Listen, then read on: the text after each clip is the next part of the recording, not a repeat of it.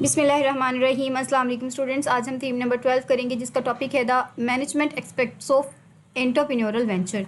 तो एक कामयाब एंटरप्रेन्योर बनने के लिए हमारे पास अपने वेंचर को मैनेज करने की स्किल होना बहुत ज़्यादा ज़रूरी है।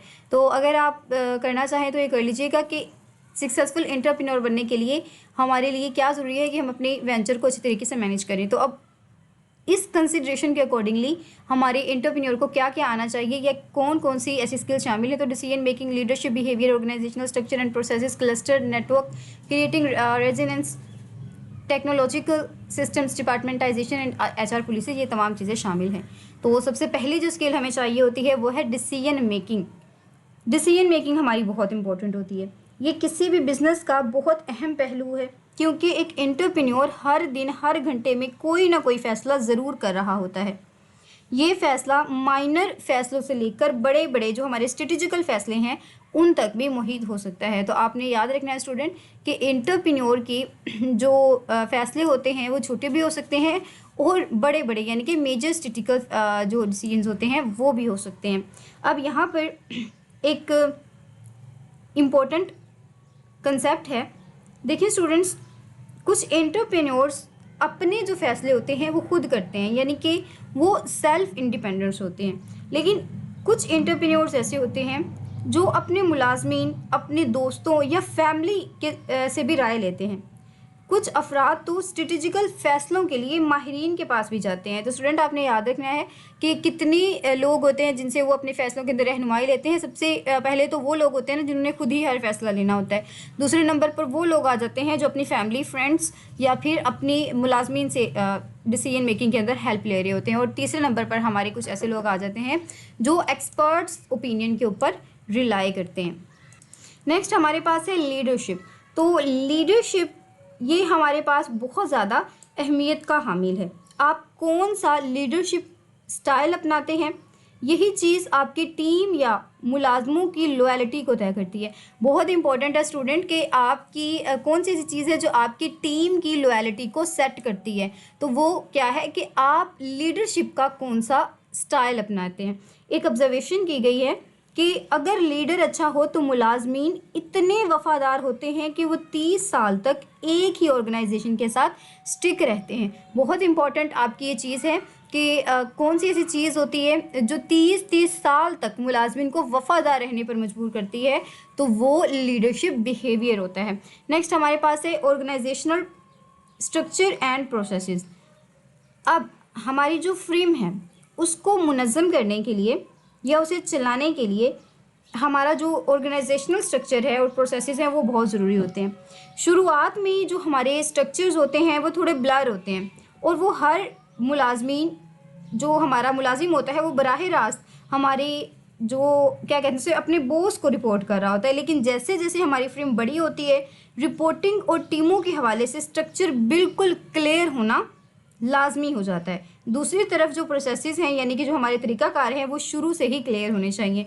तो देखिए ना स्ट्रक्चर, अब देखें जब नई नई ऑर्गेनाइजेशन स्टार्ट हुई है तो ज़ाहिर सी बात है ज़्यादा एम्प्लॉयज़ भी नहीं होंगे। जब ज़्यादा एम्प्लॉयज़ नहीं होंगे तो जो तमाम काम है या जो भी सरपरस्ती है वो बॉस खुद कर रहा होगा, यानी कि स्ट्रक्चर हमारा थोड़ा ब्लर होगा। लेकिन ये बात हमेशा याद रखें कि प्रोसेस काम होना कैसे है और काम है क्या, ये हमें शुरू के अंदर ही वाज़े करना चाहिए।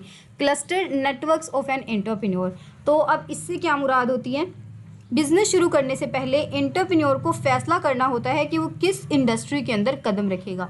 ठीक है, ये इंपॉर्टेंट है कि अगर कोई बिज़नेस स्टार्ट करना है तो उससे पहले ये डिसीजन लेना पड़ता है। जैसे हमने ऊपर पढ़ा था ना नीड, जो हमने अप्रोच और नीड के अंदर पढ़ा था, तो उसे किसी ना किसी इंडस्ट्री का इल्म होना चाहिए। उसे देखना चाहिए कि क्या इस इंडस्ट्री में कोई और नेटवर्क इनसे बेहतर।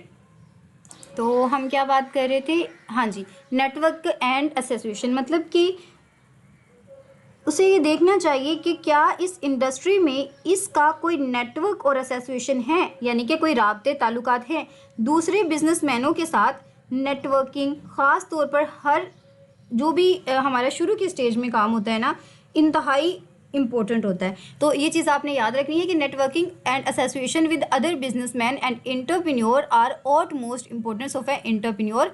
और जो हमारे इनिशियल स्टेज के अंदर होता है ये चीज़ बहुत ज़्यादा इंपॉर्टेंट होती है। नेक्स्ट हमारे पास है क्रिएटिंग रेजिलेंस। तो क्रिएटिंग रेजिलेंस के अंदर हम क्या चीज़ पढ़ते हैं कि टीमों में बर्दाश्त करना। अब जो रेजिलेंस होता है ना, इसका मतलब ये होता है लचक या फिर बर्दाश्त। तो किसी भी फिल्म की कामयाबी की होती है, बहुत ज़्यादा ये एमसीक्यू आपका रिपीट होता है कि किसी भी टीम की जो सक्सेस की होती है, किसी भी फिल्म की टीम की सक्सेस की क्या होती है कि हम क्रिएट करें उनके दरमियान रेजिलेंस, यानी कि एक दूसरे के रवैये को बर्दाश्त करना और एक लचक पैदा करें। नेक्स्ट है हमारे पास, चाहे बिजनेस की शुरुआती स्टेज हो या फिर हमारा जो स्टेज होता है, ग्रोथ स्टेज, तो एंटरप्रेन्योर को स्टेप बैक्स या बगैर यकीनी जो हालात होते हैं उनका सामना करना पड़ सकता है, तो जिनका मुकाबला हमारे लिए बहुत ज़्यादा लचकदार बनकर किया जाना चाहिए। तो हमारे कोई इतने हार्ड एंड फास्ट रूल्स नहीं होने चाहिए कि हम उन हालात का सामना ही ना कर सकें। तो इसके लिए क्या ज़रूरी है कि जब भी हमें स्टेप बैक करना पड़े तो हमारी जो भी स्ट्रैटेजी है उसके अंदर रेजिलेंस होनी चाहिए। जिस तरह अब हमारे पास एक बहुत जो फेमस मिसाल है कि इन मुश्किल वक्तों में एंटरप्रेन्योर ये होता है जिसे वसाइल मैनेज करने होते हैं और फिल्म के हक़ में फ़ैसले करने होते हैं।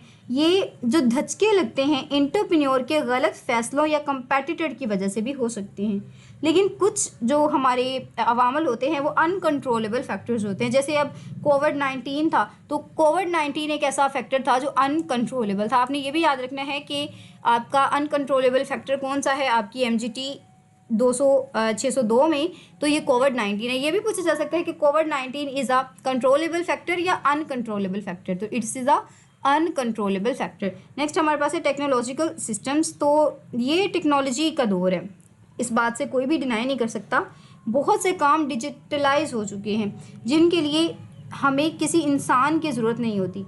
कुछ बिजनेस मॉडल टेक्नोलॉजी पर ही खड़े होते हैं, इसीलिए इन्हें दूसरों की निस्बत ज़्यादा टेक्नोलॉजिकल सिस्टम्स की ज़रूरत होती है। तो देखिए, अब एक कारोबार ही IT का है, तो जाहिर सी बात है उनको टेक्नोलॉजी के साथ बहुत ज़्यादा कॉपवित तो करना पड़ेगा। तो ये आपने देख लेना है कि वो अपने डिपार्टमेंट्स को या अपने बिजनेस को टेक्नोलॉजी के बगैर नहीं रन कर सकते। नेक्स्ट डिपार्टमेंटाइजेशन। तो शुरू में हर काम के लिए अलग डिपार्टमेंट नहीं होता, आमतौर पर एक ही टीम मिलकर काम कर रही होती है। लेकिन जब जब बिज़नेस बड़ा होता है तो उसका जो ग्रोथ स्टेज आता है, तो हम क्या करते हैं, डिपार्टमेंट्स बना लेते हैं और जो हमारे लिए एक मेजर कंसर्न बन जाता है। तो ये चीज़ हमने ऊपर भी डिस्कस की थी। नेक्स्ट हमारे पास है HR पॉलिसीज़। तो HR पॉलिसीज़ क्या होती हैं, चाहे शुरू का स्टेज हो या ग्रोथ की स्टेज, HR पॉलिसीज़ बनाना बहुत ज़्यादा लाजमी होता है। बिल्कुल क्लियर होनी चाहिए हमारी ये HR पॉलिसीज़। मुलाजमिन को, अब इसके अंदर आता क्या है कि हमारे जो एम्प्लॉयज़ हैं उनको कब और कौन से फाइनेंशियल रिवार्ड्स देने चाहिए, मुलाजमिन के साथ किस तरह के कॉन्ट्रैक्ट करने चाहिए, या फिर जो हमारे ऐसे फ्रॉड करने वाले मुलाजमिन होते हैं उनके खिलाफ किस तरह से एक्शन लेना चाहिए। What is a organisational structure. तो ऑर्गेनाइजेशनल स्ट्रक्चर क्या होता है, एक ऑर्गेनाइजेशनल स्ट्रक्चर की तारीफ यूँ की जाती है कि कंपनी के स्ट्रक्चर की एक ऐसी विजुअलाइजेशन जो होती है ना, विजुअल प्रेजेंटेशन, जो बताती है कि मुलाजमीन करते क्या हैं, यानी कि क्या करते हैं, और फैसला साजी का स्टाइल क्या है, कंट्रोल कितना है, यानी Spain of control, and chain of command क्या है। तो बेसिकली हमने जो MGT 503 में भी पढ़ा था कि ऑर्गेनाइजेशनल स्ट्रक्चर क्या होता है। ऑर्गेनाइजेशनल स्ट्रक्चर हमारे पास दो ही चीज़ों पर कायम होता है, चेन ऑफ कमांड पर, और जो दूसरी अहम चीज़ है वो हमारे पास क्या होती है, span of command. Span of command कह लें या फिर स्पेन ऑफ कंट्रोल। तो ऑर्गेनाइजेशनल स्ट्रक्चर को हम कितनी टर्म्स के अंदर क्लासीफाई करते हैं, functional, product, market and geographical location. सबसे पहले हमारे पास है functional organisation. Functional organisational structures के अंदर हम एक ऑर्गेनाइजेशन के डिफरेंट डिपार्टमेंट्स बनाते हैं उनके जॉब के लिहाज से। अब जॉब क्या हो सकती है, marketing, finance, human resources management, operation and IT। तो याद रखना है हम फंक्शनल के अंदर किस तरह से डिपार्टमेंटाइजेशन करते हैं या किस तरह से स्ट्रक्चर बनाते हैं, on the basis of common job function. In small scale frame if you wanted to make team you can give responsibility to some people of marketing. हाँ जी, तो अगर आपकी फ्रेम छोटी है तो आप ज़रूरी नहीं है हर चीज़ के लिए, जैसे मार्केटिंग फाइनेंस के लिए, हर चीज़ के लिए आप अलग अलग टीम बनाएंगे तो आप एक ही टीम को ज़्यादा टास्क भी दे सकते हैं, तो वो आपके ऊपर डिपेंड करता है। नेक्स्ट आपके पास है प्रोडक्ट बेस्ड स्ट्रक्चर। तो प्रोडक्ट बेस्ड स्ट्रक्चर क्या होता है? ये इन फर्म्स के लिए आइडियल है जिनकी एक से ज़्यादा मखसूस प्रोडक्ट होती है। इसमें हर प्रोडक्ट के लिए अलग टीम होती है जो अपनी मार्केटिंग, फाइनेंस और रिसर्च के मुताबिक खुद को इंडिपेंडेंट करती है। तो अब याद रखें कि हमारे प्रोडक्ट बेस के अंदर क्या होता है। पहली चीज़ तो ये होती है कि इनके जो प्रोडक्ट होते हैं वो मल्टीपल स्पेशलाइज्ड प्रोडक्ट होते हैं, और ये जो हमारे पास ऑर्गेनाइजेशन होती है वो हमेशा आइडियल होती है अपने मल्टीपल स्पेशलाइज्ड प्रोडक्ट के लिहाज से। और ये किस चीज़ में डीलिंग कर रही होती है? इनकी एक और स्पेसिफाइड जो चीज़ होती है कि इनकी हर काम के लिए एक अलग टीम होती है। और अब ये किसके लिए हमारे पास होता है? जैसे marketing, finance, research operating independently, बिल्कुल इंडिपेंडेंटली हर टीम अपना काम कर रही होती है। For example entrepreneur dealing with clothing as well as a beauty product can make 2 separate teams. तो ब्यूटी के लिए वो अलग बना देगा, क्लोथिंग के लिए वो बिल्कुल अलग बना देगा, और हर टीम जो सेपरेटली अपना काम करेगी। बस इंपॉर्टेंट चीज़ यही है कि ये एक आइडियल हमारे पास होता है। क्यों? क्योंकि मल्टीपल स्पेशलाइज प्रोडक्ट होते हैं और हर टीम, हर काम के लिए एक अलग टीम होती है। मार्केट बेस्ड के अंदर क्या होता है? मार्केट बेस्ड स्ट्रक्चर, ये इंडस्ट्रीज, मार्केट्स या कस्टमर की बुनियाद पर तकसीम किया जाता है। मिसाल के तौर पर अगर फर्म लोकल और इंटरनेशनल मार्केट में काम करती है तो दोनों मार्केट्स के लिए उसकी जो टीम है वो अलग अलग होगी।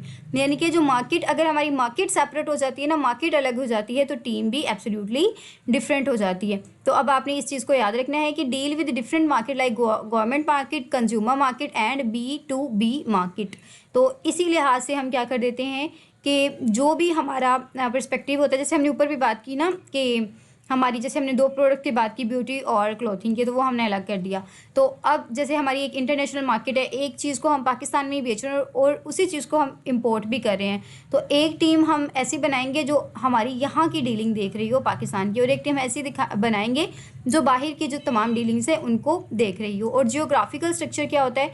जो जियोग्राफिकल स्ट्रक्चर इलाके की बुनियाद पर तकसीम करता है।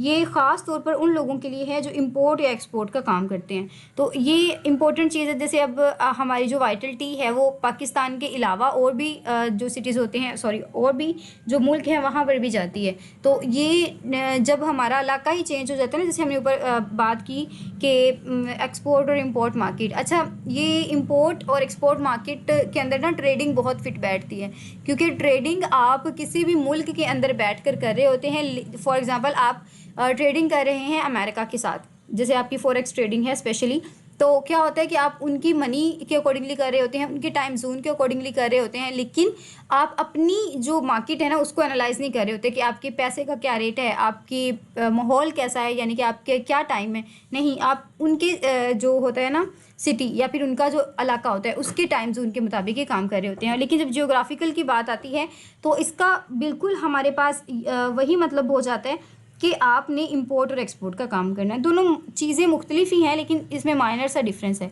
फ्लैट स्ट्रक्चर क्या होता है? इसमें हमारे जो एम्प्लॉयज़ होते हैं और सीनियर लीडरशिप के दरमियान बस चंद जो हमारे पास कदम होते हैं उनका फासला रह जाता है। जो भी हमारे फैसले होते हैं वो सेंट्रलाइज्ड होते हैं, यानी मालिक के हाथ में होते हैं, और स्टार्टअप की शुरुआत में ऐसा ही होता है। बस आपने ये याद रखना है कि हमारी जो फैसले किस स्ट्रक्चर के अंदर सेंट्रलाइज्ड होते हैं, तो फ्लैट स्ट्रक्चर के अंदर होते हैं। और ऐसा कौन सा स्ट्रक्चर है जहाँ पर ऑर्गेनाइजेशनल एम्प्लॉय और जो हमारा सीनियर है उसके दरमियान सिर्फ चंद ही कदमों का फासला होता है? तो ये हमेशा बिगिनिंग ऑफ द स्टार्टअप के में होता है। और organisational structure are usually flat where employ report directly to the owner. तो इंपॉर्टेंट है स्टूडेंट, जहाँ पर ओनर को या CEO को डायरेक्टली एम्प्लॉय रिपोर्ट कर सकता है तो वो हमारा फ्लैट ऑर्गेनाइजेशनल स्ट्रक्चर होता है। टाल के अंदर क्या होता है? इसमें रिपोर्टिंग की कई लेयर्स होती हैं, यानी कि मल्टीपल लेयर्स, और फैसला डिसेंट्रलाइज, यानी नीचे वालों को पावर दी जाती है, नीचे से ऊपर की तरफ पावर जाती है। जब फ्रेम बड़ी होती है तो हर लेयर अपने से ऊपर वाली लेयर को रिपोर्ट करती है। अगरचा प्रैक्टिकल मॉडल जो हमारे पास होते हैं, मिडिल मैनेजर नीचे होते हैं और सीनियर ऊपर, लेकिन इनके नोट्स में बिल्कुल एक तरतीब लिखी होती है। तो आपने इस चीज़ को याद रखना है कि हमारा जो टॉल स्ट्रक्चर है वो नीचे से ऊपर की तरफ जाता है। मुलाजिम ने अपने सीनियर को करना है, फिर सीनियर ने मैनेजर को करना है, मैनेजर ने एचआर को करना है, और एचआर में भी फिर अपने लाइन मैनेजर को करे या फिर सीईओ को। तो ये वाली जो तफसील है ये हमने एमजीटी के अंदर भी पढ़ी थी, तो ये आप यहाँ पर भी देख सकते हैं। अब how to structure is differently from the large organisation frames. जो लार्ज ऑर्गेनाइजेशन होती हैं उनका जो स्ट्रक्चर किस तरह से मुख्तलिफ होता है। छोटे बिजनेस का स्ट्रक्चर बड़ी कंपनियों से 6 बातों में मुख्तलिफ होता है। अब आपसे कोई 2 से 3 जो बातें भी पूछी जा सकती हैं इम्तहानात के लिए, आप इन पॉइंट्स को अच्छी तरीके से याद कर लें। पहली है कि हमारा जो स्ट्रक्चर है ब्लर ऑर्गेनाइजेशनल स्ट्रक्चर, इनके स्ट्रक्चर्स धुंधले होते हैं और जो हमने दर्जा बंदी की होती है वो ज़्यादा वाजे नहीं होती। और सेंट्रलाइज्ड डिसीजन मेकिंग, इसके अंदर क्या होता है कि पावर सिर्फ एक बंदे के हाथ में होती है, ठीक है। तो मतलब जो चीज़ हमारी स्मॉल सेटअप को डिफरेंट करती है हमारी ऑर्गेनाइजेशन से, बिग ऑर्गेनाइजेशन से। तो और तीसरी जो चीज़ है multiple roles of the manager, एक ही मैनेजर्स के बड़े ज़्यादा रोल्स होते हैं छोटी फ्रेम्स के अंदर। नीड फॉर ग्रोथ फ्रेम्स, हमें हर वक्त ग्रो करने वाली फ्रेम्स की ज़रूरत होती है। और तीसरी जो 5वीं चीज़ है lake of RD and human resource development, यानी कि रिसर्च और एचआर की डिपार्टमेंट की कमी होती है। हम ये छोटे बिजनेस नहीं देखते, we don't see in a small business. तो ये छोटे बिजनेस के अंदर हम ये चीज़ नहीं देखते कि हमें आरडी और ह्यूमन रिसोर्स मैनेजमेंट की भी ज़रूरत है। Flexibility of organisational structure, in structure जो इनका स्ट्रक्चर होता है वो बहुत ज़्यादा फ्लेक्सिबल होता है। आप छोटी फ्रेम्स में जो है उसे आसानी से बदल सकते हैं, लेकिन बड़ी फ्रेम में आप नहीं बदल सकते। तो ये हमारे डिफरेंसेस थे, बहुत इंपॉर्टेंट है आपके लोगों के लिहाज से। नेक्स्ट हमारे पास है frame legal forms of the business. तो हमारी जो लीगल फॉर्म्स होती हैं, बेसिकली हमारे पास 4 लीगल बिजनेस फॉर्म्स होती हैं। तो ये इंपॉर्टेंट एमसीक्यू है कि there are 4 basic legal form of a business. First हमारे पास होती है sole proprietorship, partnership, joint stock company and non profit organisation. तो हमारी सोल प्रोप्राइटरशिप हमारे पास क्या होती है students, it is a business owned and operated by a single person, यानी कि एक ऐसा बिजनेस जो एक सिंगल पर्सन पर ओन्ड हो, वो खुद उसको ओन्ड कर रहा हो। आसान अल्फाज के अंदर कि वो अकेला मालिक हो। तो वो बिज़नेस जिसे अकेला बंदा चलाता हो और वही उसका मालिक हो, वो हमारे पास सोल प्रोप्राइटरशिप होती है। तमाम प्रॉफिट भी उसका होता है, और इसी तरह अगर कोई नुकसान हो जाता है इन केस, तो वो सारा का सारा नुकसान का जिम्मेदार भी वही बंदा होता है। इसकी अनलिमिटेड लेबिलिटी होती है, यानी कि लामहदूद जिम्मेदारी होती है। जो भी वो कर रहा है वो तमाम की तमाम जो भी चीज़ें होती हैं नफ़ा नुकसान का जिम्मेदार वो खुद ही होता है। इसका मतलब है कि अगर बिज़नेस का वो डेबिट अदा नहीं कर सका तो कर्ज़ा उतारने के लिए बिज़नेस की प्रॉपर्टी के साथ साथ मालिक की ज़ाती प्रॉपर्टी भी जब्त की जा सकती है। तो ये आपने इंपॉर्टेंट चीज़ याद रखनी है। अब देखें हमारे पास जो सोल प्रोप्राइटरशिप की कैरेक्टरिस्टिक्स हैं उनमें 2 तरह की होती हैं। एक है सिंगल ऑनरशिप, दूसरी है no need of registration of the business. अब सिंगल ऑनरशिप क्या होती है, इसके अंदर हमें बिजनेस को रजिस्टर करवाने की ज़रूरत नहीं होती, कोई डॉक्यूमेंट नहीं चाहिए होता सवाए कुछ बिजनेस के, जैसे हमारी फार्मेसी जो होते हैं ना, हमारी जैसे फार्मेसी के डॉक्यूमेंट्स की ज़रूरत होती है except for the business like. और इसके अलावा जो मालिक और बिज़नेस की कानूनी हैसियत अलग नहीं होती। और इसके अलावा हमारे पास है स्मॉल बिजनेस स्केल, यानी कि बिज़नेस का जो स्केल होता है वो स्मॉल हो सकता है इसके अंदर। जो इसके बाद जो हमारे पास इंपॉर्टेंट चीज़ है tax on the owner income, तो नो डबल टैक्सेशन। तो क्योंकि वो रजिस्टर ही नहीं है, ठीक है, तो जाहिर सी बात है फिर उस पर डबल टैक्स भी नहीं होगा। अनलिमिटेड लेबिलिटी, उसके बाद लामहदूद जिम्मेदारी होगी, मालिक के नाम पर मुकदमा किया जा सकता है, इंपॉर्टेंट चीज़ ये भी है। और दूसरा है सोल मैनेजर, यानी कि वो अपने आप में ही मैनेजर होता है, तमाम चीज़ें वो खुद ही देख रहा होता है।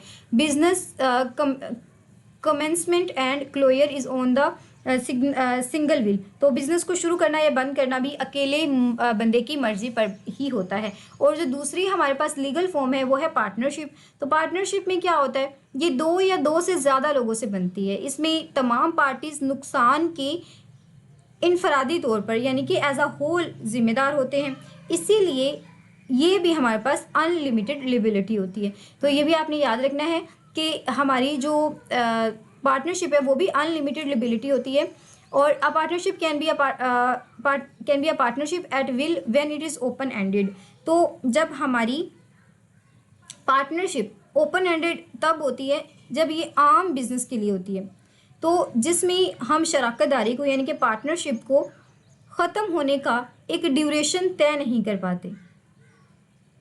मतलब कि हमारी अपनी मर्ज़ी होती है कि जब हम चाहें उस पार्टनरशिप को तोड़ सकते हैं, जब तक चाहें हम उसके पार्टनर्स रह सकते हैं। तो एक इम्पॉर्टेंट आपकी ये हो गई ओपन एंडेड क्या होती है। नेक्स्ट हमारे पास है ओपन एंडेड भी हो गया और हमारी पार्टनरशिप एट विल भी हो गया। अदर साइड पर हमारे पास जो आती है वो है पर्टिकुलर पार्टनरशिप। तो पर्टिकुलर पार्टनरशिप क्या होती है, ये किसी भी ख़ास प्रोजेक्ट के लिए बनती है और प्रोजेक्ट ख़त्म होते ही इसकी पार्टनरशिप भी टर्मिनेट हो जाती है। जैसे मिसाल के तौर पर आपके वीयू के ग्रुप्स बनते हैं, तो जैसे ही आपकी डिग्री ख़त्म होती है तो आपका वो ग्रुप कैंसिल हो जाता है या फिर आपकी जो वीयू आईडी होती है वो कैंसिल हो जाती है। तो सेम इसी तरह। और नेक्स्ट हमारे पास है usually it is not mandatory. तो ज़्यादातर ये ज़रूरी नहीं होता कि पार्टनरशिप रजिस्टर करवाना हमारे लिए मैंडेटरी नहीं है, लेकिन कानूनी लिहाज से यही मशवरा दिया जाता है कि आप इसे रजिस्टर करवाएं। इसीलिए एक पार्टनरशिप इसके लिए हम एक पार्टनरशिप डीड बना लेते हैं। तो अब इसकी हमारे पास क्या खसूसियात हैं, तो एटलीस्ट हमारे पास इसकी जो खसूसियात हैं वो 2 होनी चाहिए कम से कम। At least 2 individual are requires to form a partnership, यानी कि 2 लोग तो होने ही चाहिए। ये इंपॉर्टेंट एमसीक्यू स्टूडेंट, ये इसकी कैरेक्टरिस्टिक नहीं है, सॉरी, ये इसकी एक शर्त है। कैरेक्टरिस्टिक्स तो हम पढ़ने जा रहे हैं। तो इसकी 2 शर्त क्या हैं कि इसकी जो कैरेक्टरिस्टिक है पहली वो क्या है कि 2 पार्टनर्स होने चाहिए, ठीक है। और इसके बाद हमारे पास क्या है कि सब की जो हमारे पास कलेक्टिवली और इंडिविजुअली जो हमारे पास अनलिमिटेड जिम्मेदारी होती है वो सबको कबूल करनी चाहिए। तीसरे नंबर पर जो चीज़ है, जो हमारी प्रॉफिट शेयर जो तय हो चुका है वो एक इक्वली डिस्ट्रीब्यूट करना चाहिए, यानी कि एक एग्रीड रेशो के मुताबिक डिस्ट्रीब्यूट करना चाहिए। वॉलंटरी रजिस्ट्रेशन, तो इसके अंदर जो रजिस्ट्रेशन है वो रज़ाकाना होनी चाहिए। No perpetual succession and continuity, मतलब इसके अंदर जो हमारा तसलसल है या परपीचुअल होता है ये नहीं होता, बल्कि यानी एक मेरा फॉर एग्ज़ाम्पल क्या कहते हैं उसे हम, फॉर एग्ज़ाम्पल कि अगर एक की डेथ हो जाती है, ठीक है, तो हम कहते हैं कि इसकी तो डेथ हो गई, ये पार्टनरशिप ख़त्म और सारा का सारा कारोबार मेरा हो गया। तो ऐसा नहीं होता, सक्सेशन इसके अंदर नहीं होती। To transfer share mutual consults of all partners is needed, तो अगर अपना हिस्सा ट्रांसफ़र करने की बात आए तो सब पार्टनर्स की जो म्यूचुअल जो कंसेंट है वो होना चाहिए, ठीक है। नेक्स्ट हमारे पास है SECP। तो SECP हमारे पास क्या था, SECP stand for I think securities exchange commission of Pakistan. ये हमने पीछे डिस्कस किया हुआ है स्टूडेंट, वहाँ पर आप देख लीजिएगा कि securities and exchange commission of Pakistan को हम SECP कहते हैं। तो इन्होंने मई 2018 के अंदर एक नया कंसेप्ट मुतारिफ़ करवाया था। इन्होंने जो एक नया कंसेप्ट मुतारिफ़ करवाया था उसे हम लिबिलिटी पार्टनरशिप कहते हैं। अब लिबिलिटी पार्टनरशिप का जो एक अदर नाम है उसे हम LLP भी कहते हैं। इसके अंदर क्या होता है, इसमें एक पार्टनर के अलावा बाकी सब पार्टनर की जिम्मेदारी इनकी इस इन्वेस्टमेंट की हद तक लिमिटेड होती है, यानी इनकी जो ज़ाती प्रॉपर्टी है वो हमेशा सेव रहती है। ये कॉर्पोरेट बिजनेस के काफ़ी ज़्यादा करीब होता है। इसकी जो हमारे पास 2 अहम वजूहात हैं वो ये हैं, आसान अल्फाज के अंदर कि अगर कोई नफ़ा नुकसान हो जाता है तो उनकी जो पर्सनल प्रॉपर्टी है ना वो हमेशा सेव ही रहेगी, उसको हुकूमत ना तो ज़ब्त कर सकती है ना ही उसके ऊपर कोई एक्शन लिया जा सकता है। तो पहली जो हमारे पास इसकी पार्टनरशिप की जो खूबी है वो ये है सेपरेट लीगल एंटिटी। उसकी जो कानूनी हैसियत होती है ना वो एक अलग कानूनी हैसियत होती है। ये कॉर्पोरेट की सबसे बड़ी खूबी है जहाँ फ्रीम और मालकान अलग होते हैं। फ्रीम अपने नाम पर मुकदमा कर सकती है तो वो उसी पर मुकदमा होता है, ठीक है, वो उसके मालकान पर नहीं होता। फॉर एग्ज़ाम्पल अगर कोई ट्रस्ट है, अगर वो उसके ऊपर कोई गैर कानूनी काम हो रहा है तो वो मालकान के ऊपर नहीं बल्कि उस ट्रस्ट के ऊपर ही मुकदमा होगा। और परपीचुअल सक्सेशन का मतलब क्या होता है कि आम पार्टनरशिप में किसी पार्टनर की मौत या फिर पार्टनरशिप टूट जाती है लेकिन LLP चलती रहती है। किसी पार्टनर के मरने या हम कहते हैं ना इंसेंटी होने, पागल होने से पार्टनरशिप की मौजूदा हालत पर यह जो प्रोग्रेस है उस पर कोई भी असर नहीं पड़ता। तो लेकिन एक चीज़ को भी हमेशा याद रखें कि पार्टनरशिप एक्ट 1932 पार्टनरशिप को रजिस्टर करने, ख़त्म करने और कानूनी और फ़राइज़ जो होते हैं, जितने भी हमारे जो भी रिस्पॉन्सिबिलिटीज़ होती हैं, ड्यूज़ ऑफ पार्टनर होते हैं, उनको बहुत तफसील के साथ बताता है। तो आपने अब याद रखना है कि ऐसा कौन सा हमारा एक्ट है। तो 1932 पार्टनरशिप एक्ट है, जो तमाम रजिस्ट्रेशन, डिसोल्यूशन और जो भी हमारे राइट्स एंड ड्यूटीज़ होती हैं उनके बारे में हमें बहुत डिटेल के साथ आगाह करता है। अब नॉन प्रॉफिट ऑर्गेनाइजेशन क्या होती हैं, जिन्हें हम NGOs भी कहते हैं। ये वो अदारे होते हैं जिसे टैक्स की छूट होती है। आसान अल्फाज के अंदर हमारे स्टूडेंट, ये इम्पोर्टेंट चीज़ है कि हमारे ऐसे कौन से अदारे होते हैं जिनको टैक्स की छूट होती है। तो वो होते हैं हमारे नॉन प्रॉफिटेबल ऑर्गेनाइजेशन, और जिनको हम क्या कहते हैं, NGO भी कहते हैं। टैक्स एक्स स्टूडेंट, मुझसे ये प्रोनाउंस नहीं हो रहा, मैंने पहले भी बहुत ट्राई किया था, तो आप इसको देख लीजिएगा। तो ये जो आपके MCQ में ज़रूर पूछा जाता है। एग्जाम्पिट, आई गेस स्टूडेंट, ये एग्जाम्पिट ही है। टैक्स एग्जाम्पिट ऑर्गेनाइजेशन को हम NGO कहते हैं। इस टाइप की ऑर्गेनाइजेशन के अंदर होता क्या है, सबसे पहली चीज़ कि ये किसी ख़ास मकसद या आवाम के फ़ायदे के लिए काम करती हैं। ये जो हमारी हुकूमत होती है ना, वो भी इनको बड़ा सपोर्ट करती है। तो इनकी खसूसियात क्या हैं, सबसे पहली चीज़ कि ये पब्लिक सर्विसेज के लिए होती हैं। दूसरी जो अहम चीज़ है कि ये NGOs को दिया गया डोनेशन टैक्स डिडक्टेबल के काबिल होता है। अगर आप इसे अपने टैक्स रिटर्न में शो करेंगे तो आपको टैक्स की जो हमारे पास एग्जाम्पेशन है वो हो जाएगी, ठीक है। तो जो भी डोनेशन होता है ना, उसके जो भी टैक्स डिडक्टेबल इसलिए होता है कि अगर आप उस टैक्स का रिटर्न शो करेंगे डॉक्यूमेंट्स के अंदर, तो आपको जो टैक्स है उसकी छूट दे दी जाएगी। NGO इटसेल्फ पे नो टैक्स, तो NGO इटसेल्फ तो कोई भी टैक्स पे नहीं करती। क्यों नहीं करती? क्योंकि on the received donation are any other income earned through the fund raising activity, तो जो भी वो फंड राइजिंग के थ्रू एक्टिविटीज़ करती है उसके ऊपर कोई भी टैक्स नहीं होता, क्योंकि जाहिर सी बात है वो आवाम की फलाह बहबूद के लिए होती हैं। अब हमारे पास ऐसी कुछ हमारी NGOs हैं, जैसे हमारे पास है ईदी ट्रस्ट, ठीक है। अब्दुल सत्तार ईदी की जो एग्जांपल है वो बहुत ज़्यादा ली जाती है। वो भी नॉन प्रॉफिटेबल ऑर्गेनाइजेशन है। उसका काम लोगों की और आवाम की खिदमत करना होता है। तो अब एंटरप्रेन्योर भी NGO शुरू कर सकता है। जैसे अब्दुल सत्तार ईदी ने एक बहुत अच्छे एंटरप्रेन्योर बने थे, जिनके अदारे में सारे सिस्टम्स और प्रोसेसेस मौजूद हैं, लेकिन वो मुनाफे की बजाय आवाम के लिए खिदमत करते हैं। पाकिस्तान में NGO लोकल, डिस्ट्रिक्ट, डिवीज़न या सूबाई लेवल पर भी बन सकती है।